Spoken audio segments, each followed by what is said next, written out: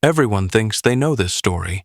A curious girl, a cozy cottage in the woods, 3 friendly bears, and a lesson about not touching what is not yours. But hidden behind the sing-song rhythm and cute illustrations is a deeply unsettling tale about invasion, entitlement, and fear inside the supposed safety of home. We are going to peel back the nursery rhyme surface of Goldilocks and the 3 bears. We will travel back to 19th century Britain, to the first recorded versions of the story, and see how a simple children's tale quietly reflects the anxieties of the society that created it. Why does a stranger break into a home, rummage through everything, then walk away without consequences? To understand that, we have to start at the beginning, with a version of the story that did not even include a little girl at all. When most people hear Goldilocks and the 3 bears, they imagine it as a very old folk story whispered for centuries around fireplaces. In reality, the version we know has a very specific traceable starting point. It appears not out of the deep mists of time, but in 19th century Britain, at the hands of a real writer with clear ideas about morals, manners, and what makes a good story for children. That writer was Robert Southey, an English poet who once held the position of poet laureate. In a long, wandering book of essays and stories called The Doctor, he included a short piece titled The Story of the 3 Bears.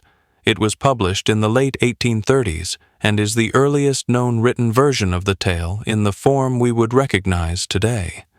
But Southey did not write about a pretty little girl with golden curls. In his telling, the intruder is a harsh, unpleasant, vagabond old woman. She is rude, ugly, and lawless. She breaks into the home of 3 bachelor bears, eats their food, breaks their furniture, and sleeps in their bed. When the bears discover her, she wakes up and escapes, disappearing from the story as abruptly as she entered.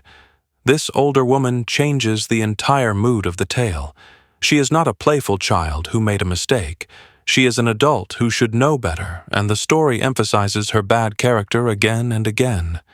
Southey uses words that mark her as mean, impudent, and socially dangerous. From the start, then, this is a story about crime, intrusion, and moral judgment, not about an innocent wanderer who just happens to like porridge at the right temperature.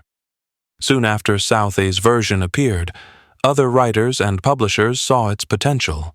Within a few years, a man named George Nicole turned the story into verse, basically retelling Southey's plot in rhyming form for children. This is an important step.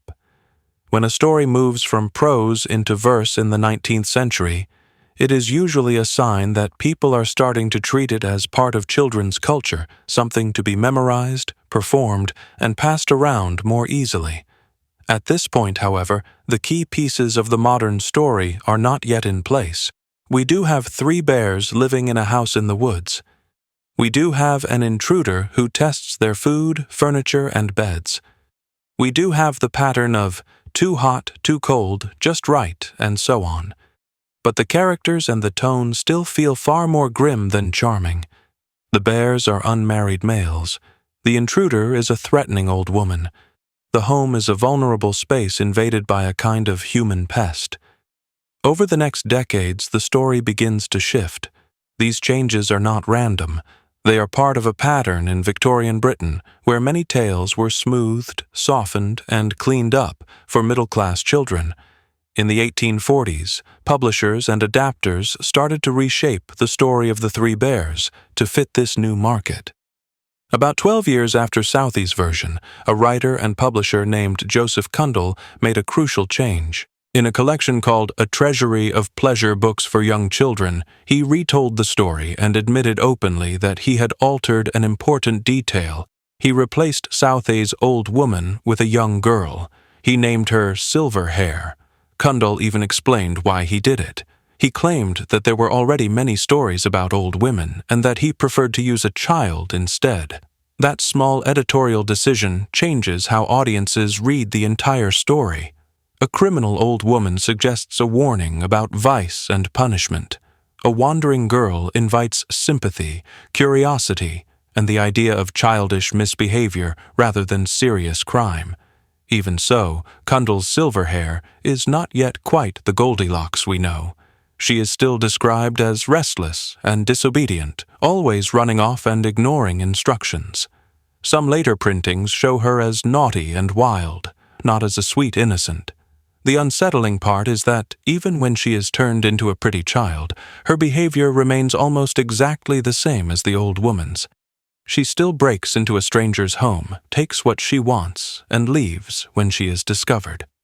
During the mid-19th century, the story continues to evolve. Other writers take Cundall's silver hair and adjust her appearance and her name. In some versions, she becomes Silver Locks or Golden Hair. Step by step, her image moves closer to the iconic golden-haired girl that modern readers recognize. The focus shifts from her being a social outcast to her being a charming but reckless child. The rough edges are being filed down, but the basic pattern of trespassing and testing remains. At the same time, the bears themselves are changing. In Southey's original, they are 3 bachelor males of different sizes: a little bear, a middle bear, and a great huge bear. Later versions begin to turn them into a family. The smallest bear becomes a baby bear.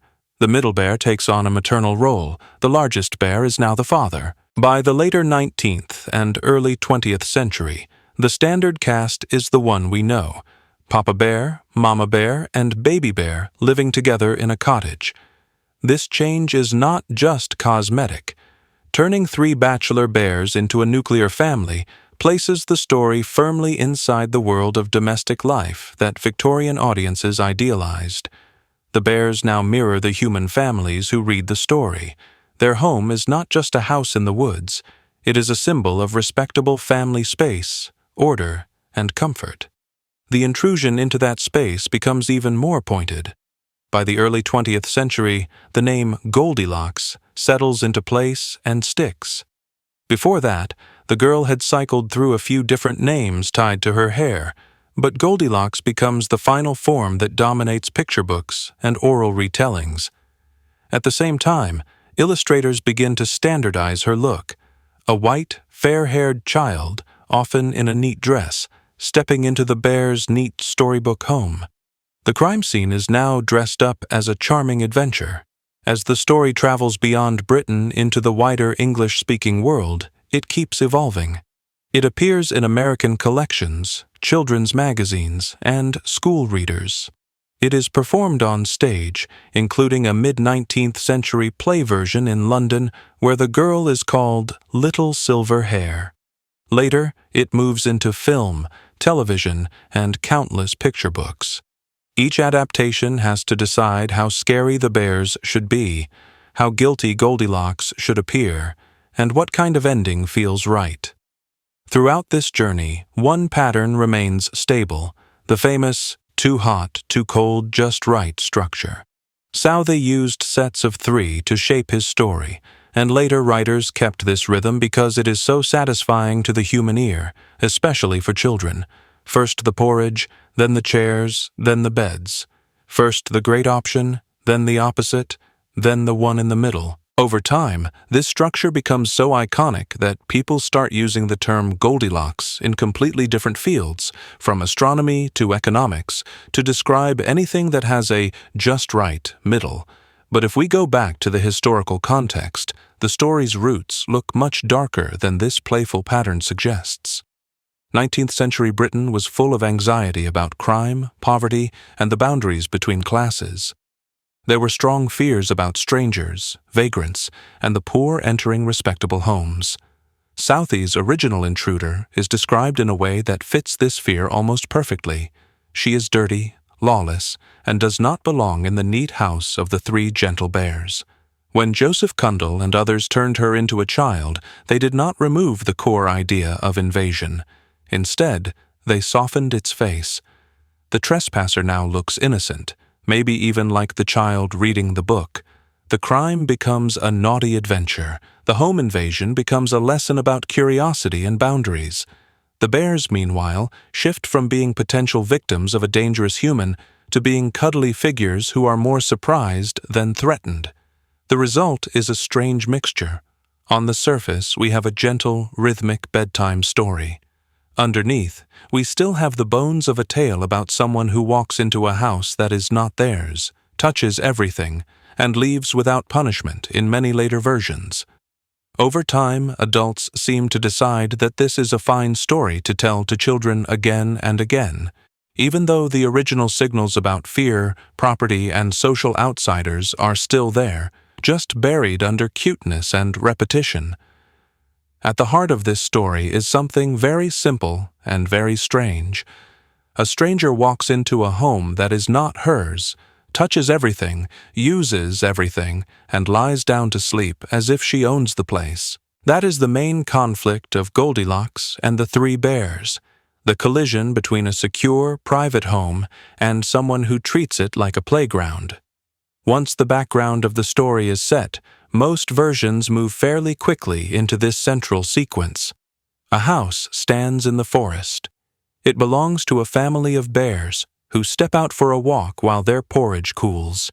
Into this quiet, empty space comes Goldilocks. She is usually described as wandering, lost, or simply curious.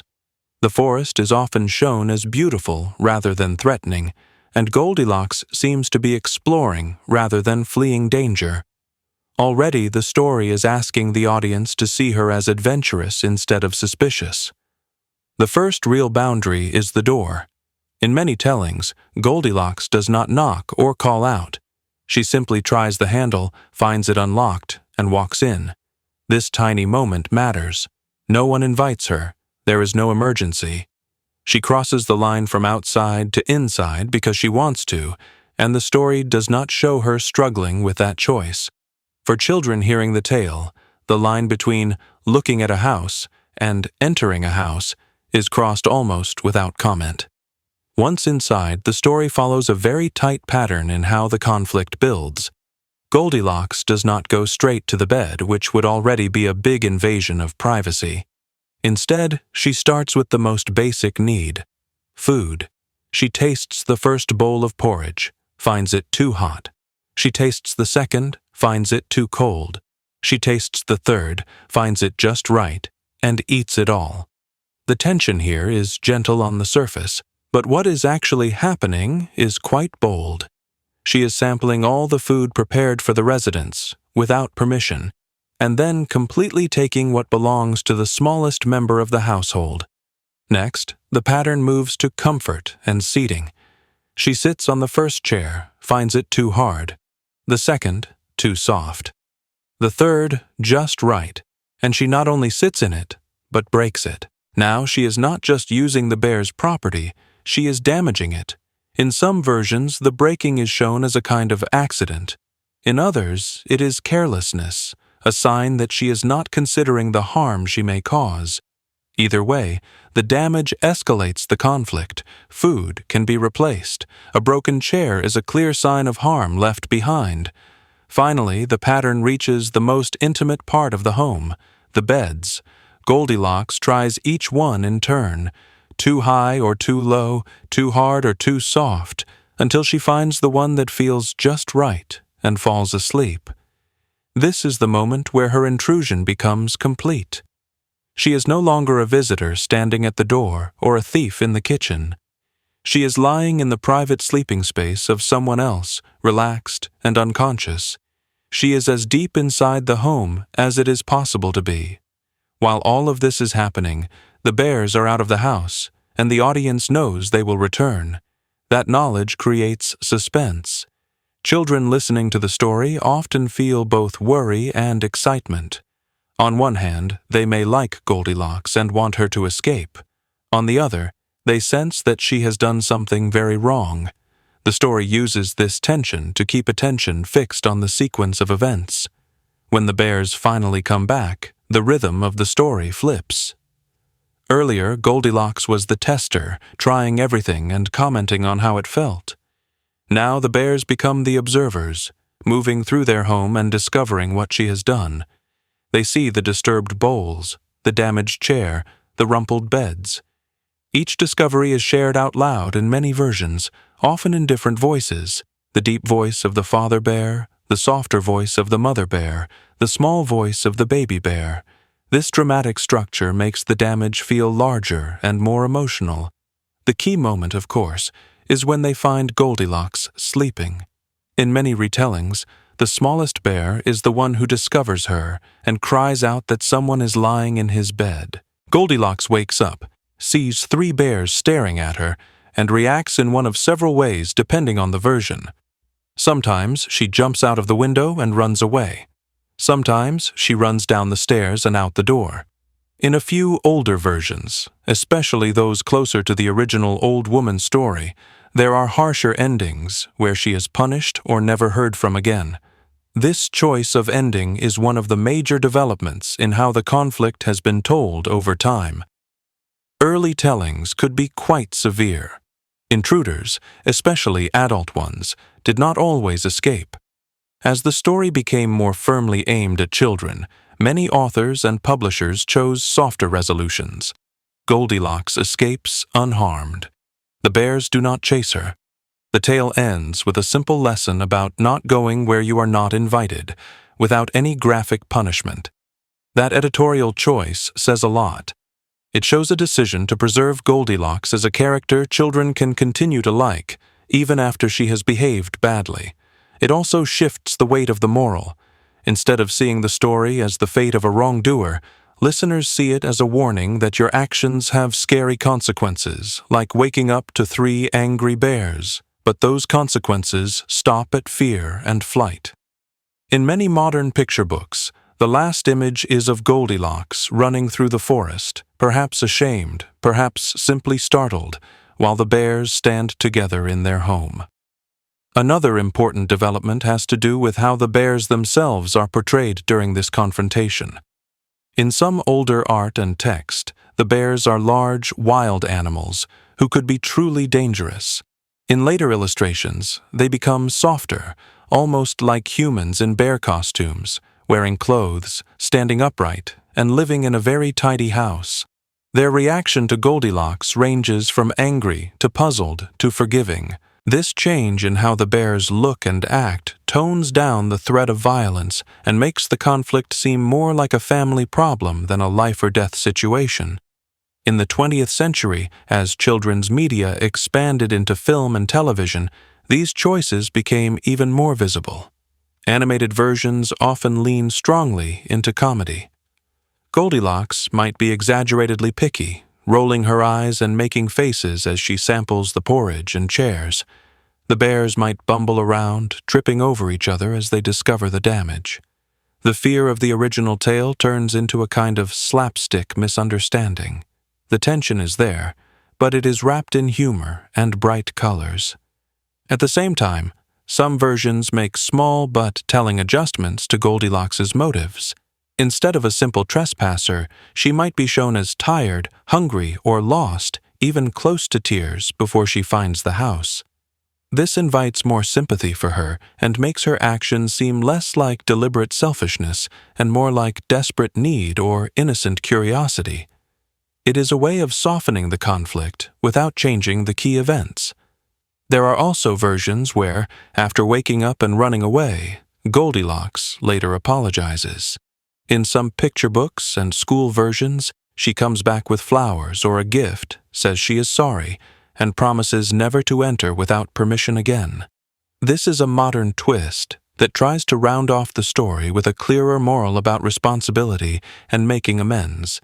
It is far from the earlier tellings, where the intruder simply vanishes, leaving readers to assume some unspoken fate. Another development is how adults use the story when talking to children. Many parents and teachers highlight Goldilocks' choices step by step. They pause after the door, after the porridge, after the chairs, and ask children what they think about her behavior. In this way, the conflict is turned into a tool for teaching about boundaries and respect. At the same time, children often enjoy imagining themselves in Goldilocks' place, testing out the beds and tasting the food, which creates a quiet tension between the official lesson and the fantasy of doing what you want. Beyond the basic tale, The Goldilocks pattern of conflict has also spread into other stories and media. Writers have created parody versions where the roles are reversed and the bears enter a human home. Others have written retellings where Goldilocks is older or where the story is told from the bear's point of view, focusing on their shock and anger when they find the damage. In these retellings, the same simple sequence of events becomes a way to ask deeper questions about whose side we are on and what it means to feel safe in your own space. Even in these playful versions, the core development remains the same. A boundary is crossed. A private place is treated like a public playground. The owners come back and are forced to react. Whether that reaction is fury, confusion, or kindness changes the mood of the story, but not its basic shape. The repeated use of threes and the slow build from food to furniture to bed keeps the tension pacing steady and memorable. On the surface, Goldilocks and the Three Bears looks like a simple patterned story about choices and consequences. But the reason it has survived for so long and spread so widely is that it speaks to some very deep human concerns. It turns big, abstract worries into a small, concrete scene in a cottage in the woods. When people retell it, adapt it, or even joke about it, they are often reacting to the meanings under the surface, whether they realize it or not. One of the clearest themes is the idea of personal boundaries and consent. The bear's cottage is not just a place to live. It represents a private zone where a family should feel safe. Goldilocks crossing the threshold without invitation, touching everything and making herself comfortable, is a direct violation of that safety. Many modern readers and parents see the story as a way to introduce children to the idea that other people's spaces and belongings deserve respect. The porridge, the chairs, and the beds are not just objects. They stand for the broader idea that you should not assume you are welcome everywhere or entitled to everything. At the same time, for children hearing the story, Goldilocks can be surprisingly easy to identify with. She is curious. She is exploring. She is trying to figure out what feels right for her. That mix of sympathy and disapproval creates an interesting tension. The tale does not just say, "Do not cross boundaries." It also shows how tempting it is to cross them and how pleasant that can feel, at least until the owners come home. This makes the story a kind of safe mental playground where children can test out the fantasy of breaking rules and then retreat to safety at the end. Another strong layer of meaning lies in the story's focus on just right. The sequence of too hot, too cold, just right, and the repeated pattern across food, furniture, and beds highlights the human hunt for balance. Goldilocks is not satisfied with what is available. She keeps searching until she finds the perfect middle. This pattern has become so powerful that the name Goldilocks has escaped from the story and entered everyday language. Scientists talk about a Goldilocks zone around a star, a band of distance where a planet is not too hot and not too cold, but just right for liquid water and maybe life. Economists describe Goldilocks economies, where growth is not too fast and not too slow, but steady and manageable. Psychologists and educators speak of Goldilocks conditions for learning, where tasks are not so easy that they are boring and not so hard that they are discouraging. In all these fields, the Goldilocks label points to a sweet spot between extremes. This shows the impact of the story beyond children's bedrooms and classrooms. A simple fairy tale has given modern society a shared symbol for the idea of optimal balance. When someone says a situation is a bit Goldilocks, they do not need to explain all the details. People understand that it has something to do with a satisfying middle, discovered through trial and error. The original scene in the bear cottage has become a shorthand for a very modern way of thinking. There is also a strong social and class dimension to how people have read the story. In older versions, especially the one with the rude old woman, the intruder can be seen as representing outsiders or poorer classes entering the home of more respectable, settled figures. The bear's house is neat and well provisioned. The intruder is careless, greedy, and destructive. Even when the character becomes a little girl, traces of this old theme remain. Some scholars have suggested that the tale reflects middle-class fear of those who do not belong coming into safe, ordered domestic space. From that angle, Goldilocks is not just an individual. She becomes a symbol of anyone who does not follow the rules of property and respect that the dominant culture values. The fact that later versions soften her appearance and ending can be read as a sign of discomfort with punishing a figure who also stands in for childhood itself. The story wants to keep its warning about outsiders and boundaries, but it also wants to keep the central character attractive and forgivable. Gender expectations are another part of the symbolism. Once the intruder becomes a girl, her actions are often judged in light of cultural ideas about how girls should behave. In many 19th and early 20th century texts, good girls were expected to be obedient, modest, and careful. Goldilocks is almost the opposite. She is bold, independent, and ignores invisible social rules. Some interpretations see the story as a way to bring a rebellious female character back under control. She is frightened by the bears, forced to flee, and in some modern tellings, learns to apologize and behave properly. Others read her more positively, as a rare early example of a girl who acts like the hero of an adventure story.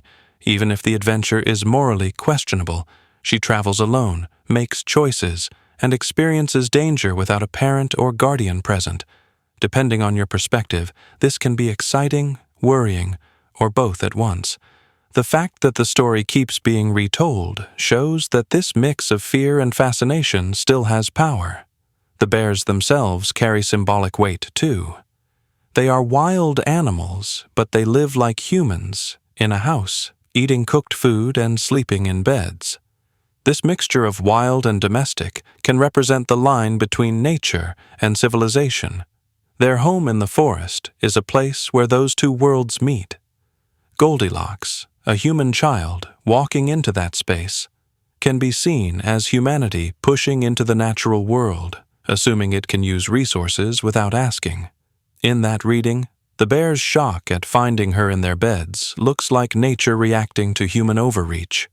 Across cultures, there are many stories about trespassing and testing that echo some of these themes. In European traditions, tales like Little Red Riding Hood also send a young girl into the forest, where she meets a dangerous figure.